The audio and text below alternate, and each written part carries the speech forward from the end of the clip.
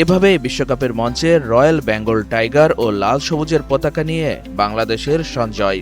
কানাডার Toronto BMO স্টেডিয়ামে বিশ্বকাপের উদ্বোধনী অনুষ্ঠানে বাংলাদেশি বংশোদ্ভূত গায়ক, সঙ্গীত পরিচালক ও ডিজে সঞ্জয় দেব শুধু তার পরিবেশনা দিয়েই নয়, পোশাকের মাধ্যমে বাংলাদেশের পরিচয় তুলে ধরেও আলোচনায় এসেছেন।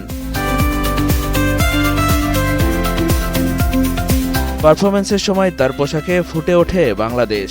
সঞ্জয়ের জ্যাকেটের স্লিপ জুড়ে ছিল সুন্দরবনের রয়্যাল বেঙ্গল টাইগারের নকশা, জাতীয় ফুল শাপলা এবং বাংলাদেশের লাল সবুজ পতাকার অনুষঙ্গ। ফোটানোর ঝামেলা ছাড়াই নিরাপদ পানির জন্য ঘরে আনুন পিওরিট।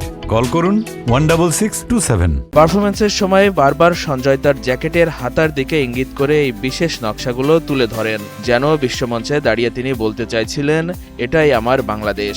কোটি বাংলাদেশের কাছে মুহূর্তটি ছিল আবেগের ও গর্বের। সঞ্জয় দেবের শিকড় বাংলাদেশের সিলেট অঞ্চলে। তার জন্ম মৌলভীবাজারের শ্রীমঙ্গলে। বাবা সন্তোষ দেব এবং মা মিতা দেবের সঙ্গে প্রায় 2 যুগ আগে তিনি যুক্তরাষ্ট্রে পাড়ি জমান। সেখানে সঙ্গীত চর্চার মধ্য দিয়ে নিজেকে তৈরি করেছেন।